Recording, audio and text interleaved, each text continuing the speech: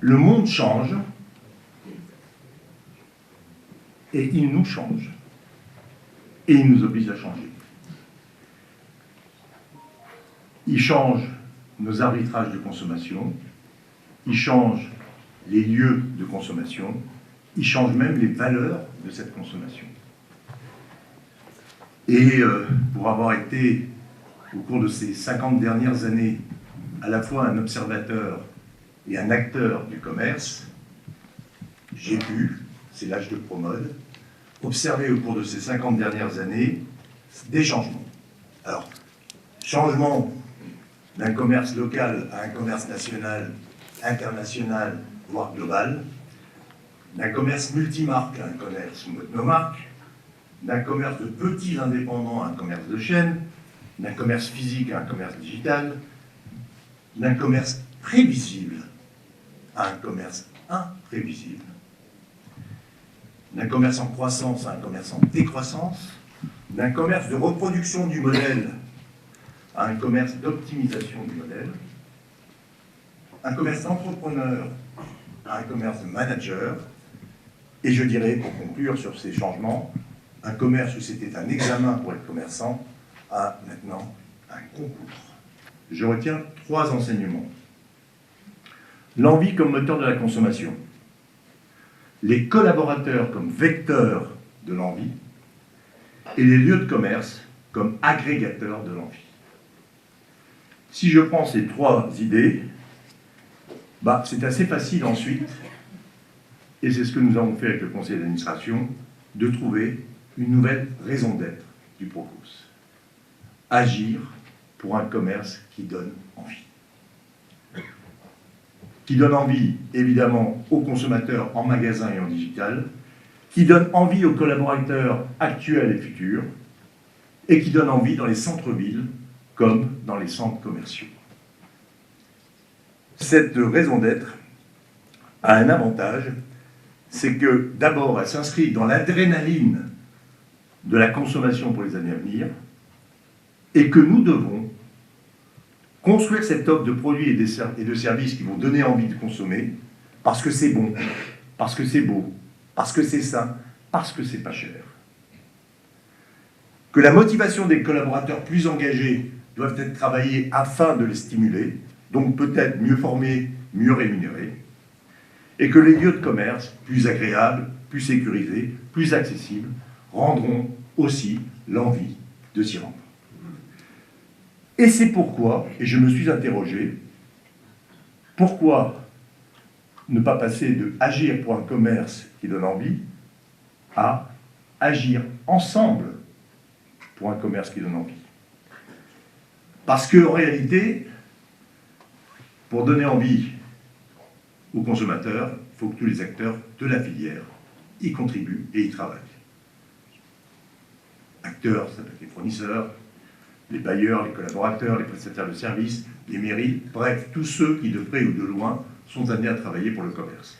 Et donc, je crois que cette raison d'être doit être collective et partagée.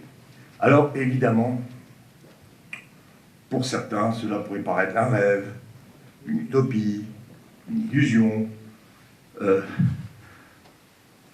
Travailler pour donner envie ensemble, est-ce possible? Mais je dirais, avons-nous le choix? Avons-nous le choix? Et en tout cas, avons-nous le droit de ne pas essayer de le faire ensemble? J'ignore pas que nos modèles économiques sont en concurrence parfois, opposés, et que nos intérêts financiers sont différents. Mais à côté de ce modèle économique opposé, il y a quand même tout un chemin qu'on peut faire ensemble pour augmenter la valeur de la filière. Parce qu'en réalité, je crois qu'il vaut mieux augmenter la taille du gâteau que de se partager difficilement un gâteau qui diminue. Et donc, je vais citer 3 exemples. D'abord, les économies et optimisation des coûts de fonctionnement, comme celui des charges. Aujourd'hui, les charges, c'était le loyer d'hier. Je me méfie un peu des dépenses faites par celui qui ne les paye pas, surtout lorsqu'elles sont réparties collectivement. Et je me dis que peut-être nous aurions un intérêt commun à optimiser les charges. Optimiser les charges, c'est globalement abaisser notre taux d'effort parce qu'on aura su mieux gérer nos charges. Deuxième piste, elle me tient à cœur, les collaborateurs dans les centres commerciaux. 1500 personnes travaillent dans leur cellule. Peut-être changer le nom. Quel bonheur pourrions-nous leur apporter pour qu'ils soient plus heureux? Quel bonheur pourrions-nous faire pour qu'ils aient plus d'élan à aller travailler dans le centre commercial dans lequel ils sont employés?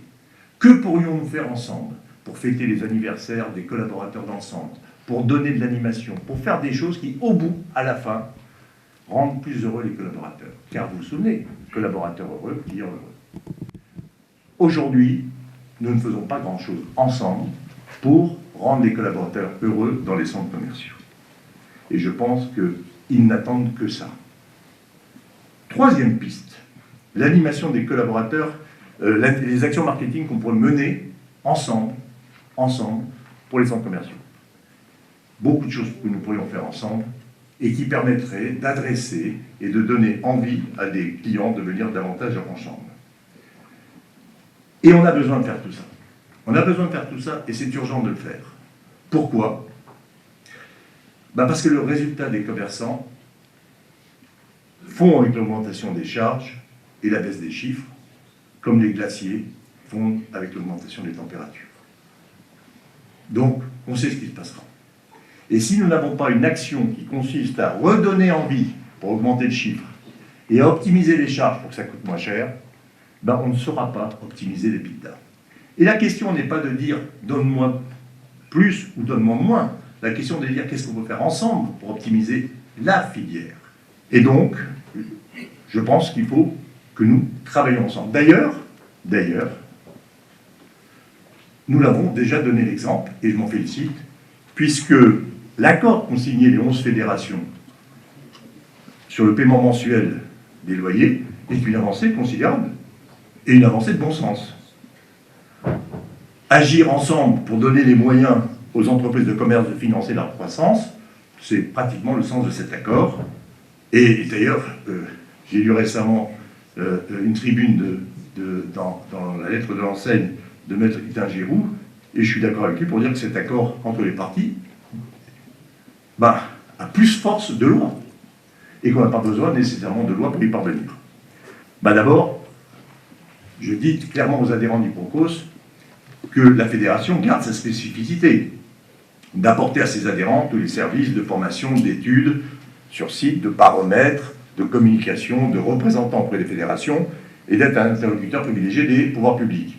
Bon, l'immobilier reste un élément majeur de l'activité du PROCOS, et c'est pour cela d'ailleurs qu'il y a une vice-présidente, qui est Véronique Léger, en charge de l'immobilier.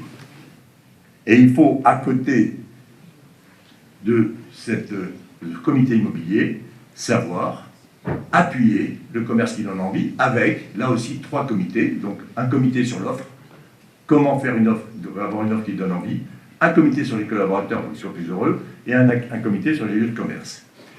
Il y a donc, derrière cette raison d'être, la mise en œuvre d'une organisation avec 3 comités que je vais citer et qui vont bien vouloir se manifester pour qu'on les repère. D'abord, un comité enseigne, avec Laurent Melchior, d'Etam, qui est là, Sébastien Bismuth de Célio, Julien Paulet de Promode et Anne-Catherine Pechnot d'Easy Cash. Voilà le premier comité qui sera en charge de travailler sur un commerce qui donne envie en termes d'offres. Un comité immobilier, avec Véronique Léger, avec Alain Giraud, Anne Alix et Nathalie Cerdin. Et puis, un comité collaborateur, avec Igor Agna, Carole Etienne, Samuel Loiseau, Réginald Lavet. Mais aussi, à côté de ces 3 comités, un comité transversal, RSE, avec Sandrine Mignot, Niel, qui nous a parlé tout à l'heure, Thomas Burette et Sébastien Haut. Les membres de ces comités sont des membres du conseil d'administration.